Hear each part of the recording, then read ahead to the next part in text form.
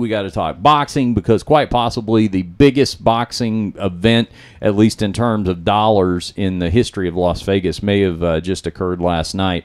Conor McGregor gets TKO'd by Floyd Mayweather in the 10th round, but not before putting on a very competitive performance. And that is my first thought about all this. It's impressive. I went into this, Frank said no way in hell that Conor can win a fight. I didn't think he could win the fight against Floyd Mayweather either, but I did not expect that much out of him in terms of, I mean, let me put it this way. If you look at it 50 years from now and you go, okay, who is this guy Floyd Mayweather, 50-0? When you talk about his most competitive fights, this is going to rank as one of them. Yeah. You know, this is going to be one of the top fights. I think that, Conor surprised a lot of people. Not only, he pulled off the Jose Aldo fight. I didn't think he could beat Jose Aldo. Yeah. Yet he did it. He went up 2 weight classes to fight Nate Diaz, and he went 1-1 with Nate Diaz. That's a legit challenge right there. And then he does what he did to Sean Alvarez. And I think probably the most impressive thing. Sorry.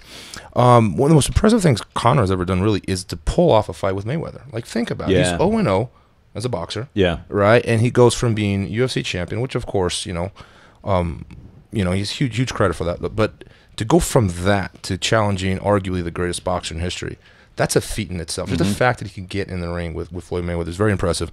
I didn't think he could last, to be honest. Yeah. Any more than I expect Floyd Mayweather to last in a jiu-jitsu tournament. You're going to get killed.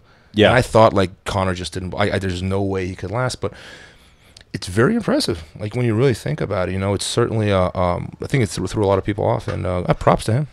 I thought, there's a couple of things. I thought that if you watch Floyd Mayweather over the years, he's got a blueprint. It's a dominant blueprint, but what he does is he's a natural counterpuncher. Yeah. He doesn't which in this case at least worked well for Conor. Yeah. Because as long as Conor was patient and didn't open himself too much, like Floyd is a patient fighter, and he has no issues going 12 rounds. Yeah. I mean, that's, Floyd's nickname really probably should be by decision Mayweather, because he does not knock a lot of people out, and it had been a long time. Dan, when we were in here last episode, was saying that he thinks that Floyd's last real knockout was a Ricky Hatton fight, which I think has been the better part of 10 years ago now. Wow. So he definitely goes. He's got no problem going to a decision. And another thing that he does is he takes 3 rounds, 4 rounds, kind of figure his opponent out before he turns it on and outpoints him to a victory.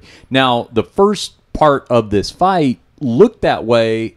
However, Conor was hitting him more than the average opponent hits Floyd Mayweather in those first 3 or 4 rounds. Here's what I heard, though. Like, that was part of I think Mayweather said something about that being part of his strategy, which I totally believe. You got a very experienced boxer here. He comes from a boxing tradition. His family, all boxers. Like, they clearly, I don't think they would have like if they put that strategy together, clearly it was something that it was intended. I don't think it was an accident. He was taking it, maybe not really switching gears the first few rounds. I think that really was part of his strategy to wear out Conor. And, Conor has a lot of speed and a lot of power. And I think that not only was he figuring out Conor style-wise, but he was also trying to get some of the steam off his punches in the first few rounds, and I think he accomplished that.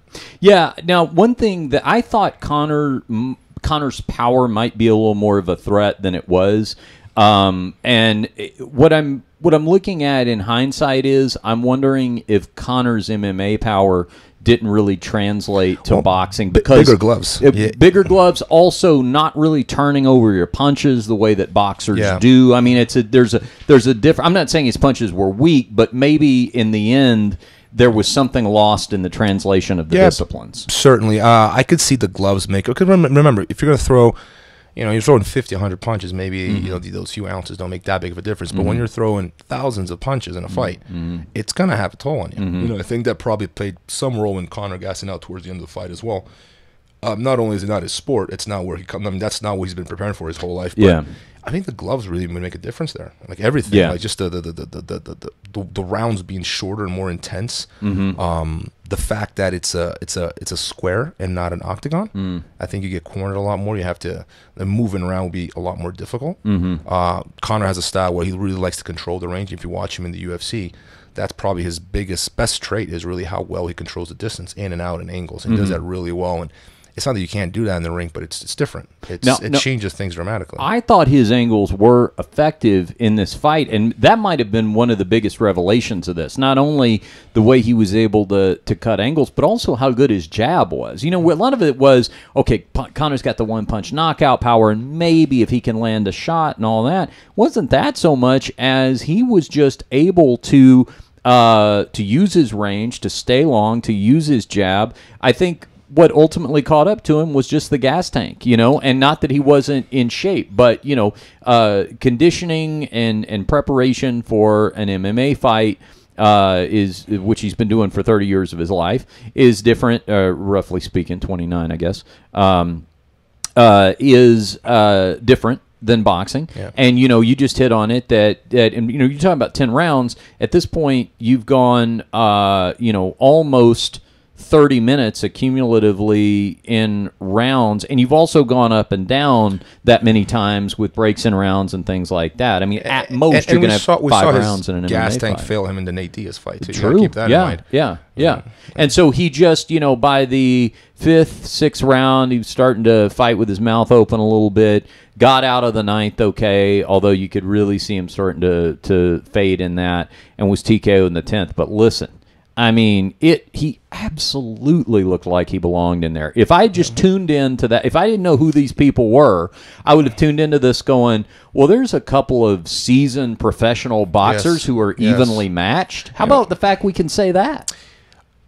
Conor doesn't stop impressing people. You got to give it to the guy. Like, I'm not a big fan of his style when it comes to promoting fights. I understand why people enjoy it, but it's gone too much the pro wrestling aspect of fighting. I'm a GSP fan. I like that sort of respect, and I think that's being lost in the sport. But when it comes to him actually, you know, pulling it off, you got to give it to the guy.